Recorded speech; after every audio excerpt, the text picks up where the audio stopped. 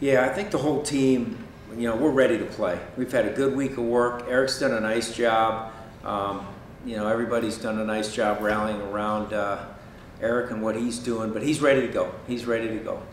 Talking with Tim Lester, he said the one thing he'd like to see Eric improve on a little bit, and I think this is natural with experience, being able to kind of read the full field before snap. I would assume that Wake Forest is going to do a little bit more than Rhode Island did, masking blitzes and coverages and things like that. Is there anything you guys do to maybe try and speed up that learning curve? Extra time or extra anything? Yeah, that's the whole basis behind coaching, especially a quarterback or a middle linebacker or a safety. Your vision as a quarterback, your vision starts out here, coming from high school. And there's really no true full field reads of coverage. It always turns into a half field read or a third of the field read, broken into triangles usually. And the thing that Eric does well is he gets from one side to the other pretty quick, almost too quick.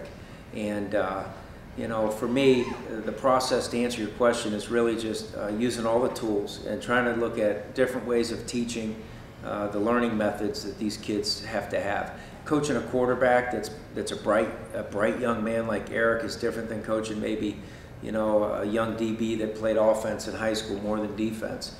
So you look at the particulars. He's bright. He does see things well, but you have to say to yourself, how many snaps does he need? How many video reps does he need? We also do the thing with the Go Cam where he has to turn his head and look and say this is this.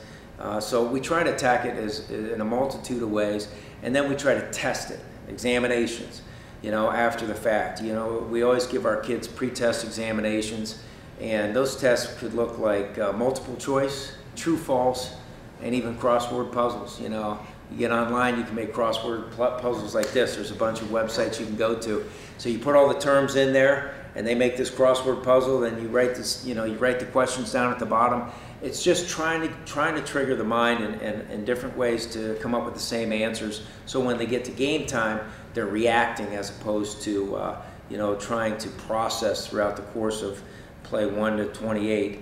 It's a reaction. They see it, they believe it, they go. It's like I always tell the defensive kids, you have to learn how to do two things. Play the game at your speed, not his, and you have to learn how to trigger through reaction without thinking. And believe what you see, and when you see it, you go. It's the same thing at all those positions. I would say the only positions that are a little bit different would be like a place kicker, where it's A and B.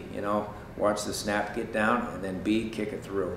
Other than that, it's all reactionary football, especially this day and age.